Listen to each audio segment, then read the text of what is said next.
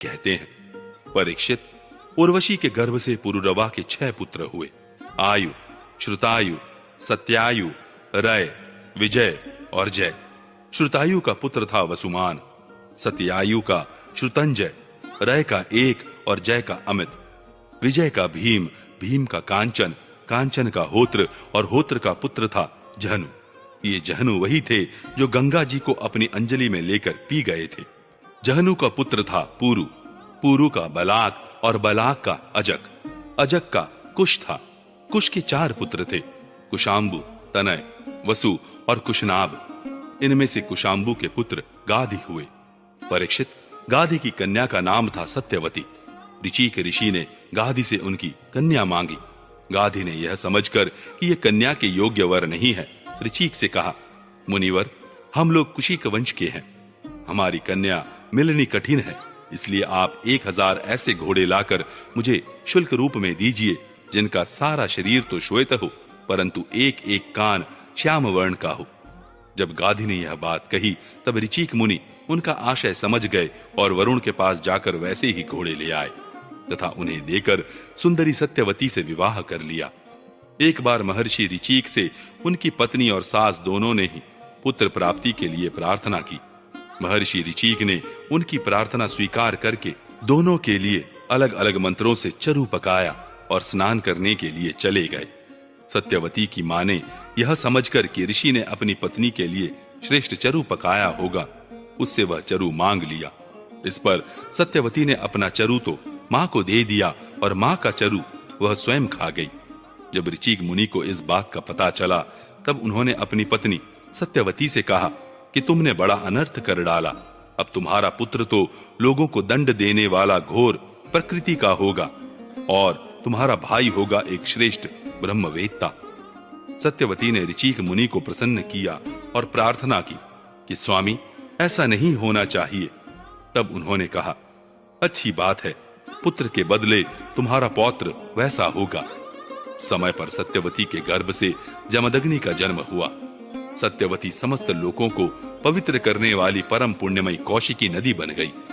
रेणु ऋषि की कन्या थी रेणुका। जमदग्नि ने उसका पानी ग्रहण किया। रेणुका के गर्भ से जमदग्नि ऋषि के वसुमान आदि कई पुत्र हुए। उनमें सबसे छोटे परशुराम जी थे। उनका यश सारे संसार में प्रसिद्ध है। कहते हैं कि है वंश का अंत करने के लिए स्वयं भगवान ने ही परशुराम के रूप में अंशावतार ग्रहण किया था। उन्होंने इस पृथ्वी को 21 बार क्षत्रियहीन कर दिया। यद्यपि क्षत्रियों ने उनका थोड़ा सा ही अपराध किया था, फिर भी वे लोग बड़े दुष्ट, ब्राह्मणों के अभक्त, रजोगुणी और विशेष करके तमोगुणी हो रहे थे। यही कारण था कि वे पृथ्वी के भार हो गए थे और इसी के फलस्वरूप भगवान परशुराम ने उनका नाश करके पृथ्वी का भार उतार दिया।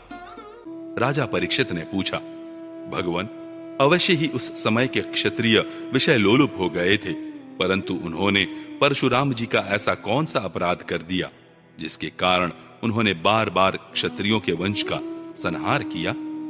श्री सुखदेव जी कहने लगे, परीक्षित, उन दिनों है वंश का अधिपति था अर्जुन। वह एक श्रेष्ठ क्षत्रिय था। उसने अनेकों प्रकार की सेवा शुश्रूषा करके भगवान नारायण के अंशावतार दत्तात्रेय जी को प्रसन्न कर लिया और उनसे 1000 भुजाएं तथा कोई भी शत्रु युद्ध में पराजित न कर सके यह वरदान प्राप्त कर लिया।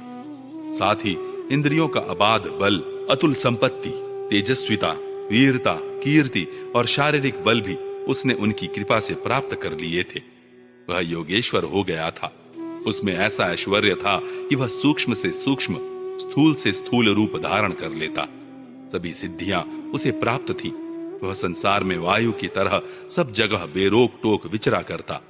एक बार गले में वैजयंती माला पहने सहस्रबाहु अर्जुन बहुत सी सुंदरी स्त्रियों के साथ नर्मदा नदी में जल विहार कर रहा था। उस समय मदोन्मत्त सहस्रबाहु ने अपनी बाहों से नदी का प्रवाह रोक दिया। दशमुख रावण का शिविर भी वहीं कहीं पास में ही था। नदी की धारा उल्टी बहने लगी, जिससे उसका शिविर डूबने लगा। रावण अपने को बहुत बड़ा वीर तो मानता ही था, इसलिए सहस्रार्जुन का यह पराक्रम उससे सहन नहीं हुआ। जब रावण सहस्रबाहु अर्जुन के पास जाकर बुरा भला कहने लगा, तब उसने स्त्रियों के सामने ही खेल खेल में रावण को पकड़ लिया और अपनी राजधानी महिष्मती में ले जाकर बंदर के समान कैद कर लिया। पीछे पुलस्त्य जी के कहने से सहस्त्रबाहु ने रावण को छोड़ दिया। एक दिन सहस्त्रबाहु अर्जुन शिकार खेलने के लिए बड़े घोर जंगल में निकल गया था। दैववश वह जमदग्नि मुनि के आश्रम पर जा पहुंचा। परम तपस्वी जमदग्नि मुनि के आश्रम में कामधेनु रहती थी। उसके प्रताप से उन्होंने सेना, मंत्री और वाहनों के साथ है अधिपति का खूब स्वागत सत्कार किया। वीर है अधिपति ने देखा कि जमदग्नि मुनि का ऐश्वर्य तो मुझसे भी बढ़ा चढ़ा है, इसलिए उसने उनके स्वागत सत्कार को कुछ भी आदर न देकर कामधेनु को ही ले लेना चाहा। उसने अभिमानवश जमदग्नि मुनि से मांगा भी नहीं, अपने सेवकों को आज्ञा दी कि कामधेनु को छीन ले चलो। उसकी आज्ञा से उसके सेवक बछड़े के साथ बां बां डकराती हुई कामधेनु को बलपूर्वक महिष्मतीपुरी ले गए। जब वे सब चले गए तब परशुराम जी आश्रम पर आए और उसकी दुष्टता का वृत्तांत सुनकर चोट खाए हुए सांप की तरह क्रोध से तिलमिला उठे।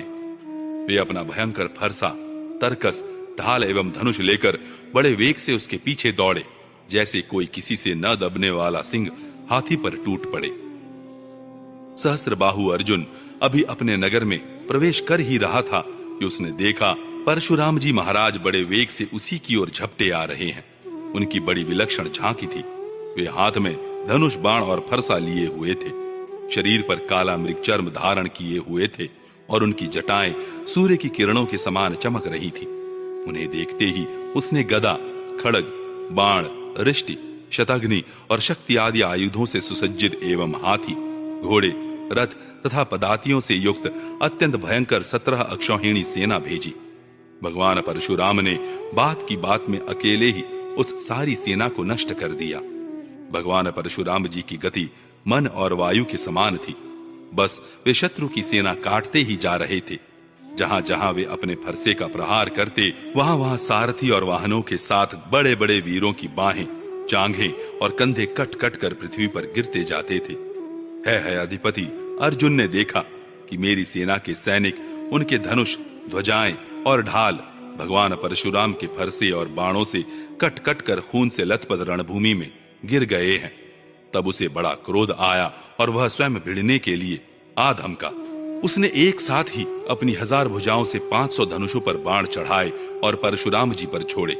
परंतु परशुराम जी तो समस्त शस्त्रधारियों के शिरोमणि ठहरे। उन्होंने अपने एक धनुष पर छोड़े हुए बाणों से ही एक साथ सबको काट डाला। अब है अधिपति अपने हाथों से पहाड़ और पेड़ उखाड़कर बड़े वेग से युद्ध भूमि में परशुराम जी की ओर झपटा। परंतु परशुराम जी ने अपनी तीखी धार वाले फरसे से बड़ी फुर्ती के साथ उसकी सांपों के समान भुजाओं को काट डाला। जब उसकी बाहें कट गईं, तब उन्होंने पहाड़ की चोटी की तरह उसका ऊंचा सिर धड़ से अलग कर दिया। पिता के मर जाने पर उसके 10,000 लड़के डर कर भग गए। परीक्षित, विपक्षी वीरों के नाशक परशुराम जी ने बछड़े के साथ कामधेनु लौटा ली। वह बहुत ही दुखी हो रही थी। उन्होंने उसे अपने आश्रम पर लाकर पिताजी को सौंप दिया और महिष्मती में सहस्त्रबाहु ने तथा उन्होंने जो कुछ किया था सब अपने पिताजी तथा भाइयों को कह सुनाया। सब कुछ सुनकर जमदग्नि मुनि ने कहा, हाय हाय परशुराम, तुमने बड़ा पाप किया। राम राम, तुम बड़े वीर हो, परंतु सर्वदेवमय नरदेव का तुमने व्यर्थ ही वध किया। बेटा, हम लोग ब्राह्मण हैं, क्षमा के प्रभाव से ही हम संसार में पूजनीय हैं। और तो क्या, सबके दादा ब्रह्मा जी भी क्षमा के बल से ही ब्रह्म पद को प्राप्त हुए हैं। ब्राह्मणों की शोभा क्षमा के द्वारा ही सूर्य की प्रभा के समान चमक उठती है। सर्वशक्तिमान भगवान श्री हरि भी क्षमावानों पर ही शीघ्र प्रसन्न होते हैं। बेटा, सार्वभौम राजा का वध ब्राह्मण की हत्या से भी बढ़कर है। जाओ, भगवान का स्मरण करते हुए तीर्थों का सेवन करके अपने पापों को धो डालो।